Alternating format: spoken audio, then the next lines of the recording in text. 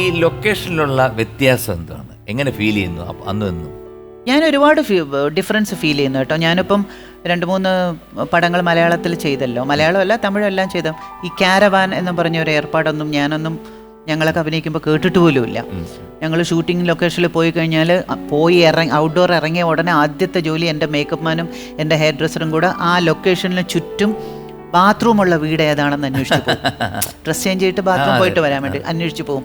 ഇല്ലാന്നുണ്ടെങ്കിൽ നമ്മുടെ ആ യൂണിറ്റ് വാനിൻ്റെ ഡോർ ഇങ്ങനെ തുറന്നു വെച്ചിട്ട് ആ ഡോറിൻ്റെ ഇപ്പുറത്ത് ലുങ്കി അല്ലെങ്കിൽ ബെഡ്ഷീറ്റ് കെട്ടിയിട്ടിട്ട് ആ പടിക്കെട്ടിൽ ഇരുന്നിട്ടാണ് നമ്മൾ ഡ്രസ് ചേഞ്ച് ചെയ്യുന്നത്. ആ ഇതില്ലേ അതിലിരുന്നിട്ട്. ഇപ്പം അതൊക്കെ മാറി. പിന്നെ ഈ പറഞ്ഞ പോലെ ഷൂട്ടിംഗ് ലൊക്കേഷനിൽ ഇപ്പം ഒരുപാട് സമയം ഷൂട്ടിങ്ങിന് എടുക്കുന്നു.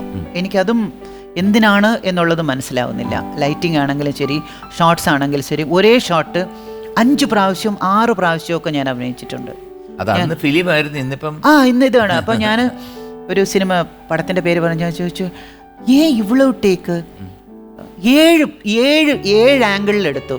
ഞാൻ പറഞ്ഞു, എത്ര ഷോട്ട് യൂസ് பண்ணுவீங்க? 1 அதுக்கு எதுக்கு 7 ഷോട്ട്? ഇല്ല ചേച്ചി, പാത്തിട്ട് അത് ഏത് நல்லா இருக்கோ അത് എന്നുള്ള രീതിയിൽ.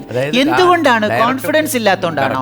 എനിക്കത് മനസ്സിലാവുന്നില്ല. ഇപ്പം നമ്മളൊക്കെ അഭിനയിക്കുന്ന സമയത്ത് ഈ ട്രോണും ഗീണൊന്നും ഇല്ലാതെ ട്രോളിയും ക്രെയിനൊക്കെ വെച്ച് നമ്മൾ സിനിമ ചെയ്തല്ലോ, പടം ഓടിയല്ലോ. ഈ ലെഫ്റ്റ് റൈറ്റും റൈറ്റ് ലെഫ്റ്റും ഇങ്ങോട്ട് ടേൺ ചെയ്ത് ക്ലോസപ്പിൽ എടുത്തൊക്കെ ചെയ്തല്ലോ. അതായത് അന്നത്തെ ഡയറക്ടേഴ്സിന് ഒരു ഡെഫിനിഷൻ ഉണ്ടായിരുന്നു. അതായത് ഇപ്പം ഭരതേട്ടൻ എന്ന് പറയുമ്പോൾ ഭരതേട്ടന് അത് കൺസീവ് ചെയ്ത് വെച്ചിട്ട് ആ ഒരൊറ്റ ഷോട്ട് എടുക്കൂ. ശശിയേട്ടനായാലും ഒരു ഷോട്ട്, തമിഴിൽ എത്രയോ വലിയ ഡയറക്ടർ അവരെല്ലാം ഭാരതിരാജ് സാറെല്ലാം ഒരൊറ്റ ഷോട്ട് അവർക്ക് അറിയാം, അത് മതിയെന്ന്. ഇപ്പോഴാണ് ഒരു ഷോട്ട് കഴിഞ്ഞിട്ട് മോണിറ്ററിൽ നോക്കുന്നതൊക്കെ. അന്നൊക്കെ എന്നെ സംബന്ധിച്ചിടത്തോളം ഡയറക്ടറുടെ മുഖമായിരുന്നു ഞങ്ങളുടെ മോണിറ്റർ. ഇങ്ങനെ നോക്കും, one more, okay, one more, മാത്രമല്ല അന്ന് പേടിപ്പിക്കുന്ന ഒരു കാര്യം കൂടെ ഉണ്ട്.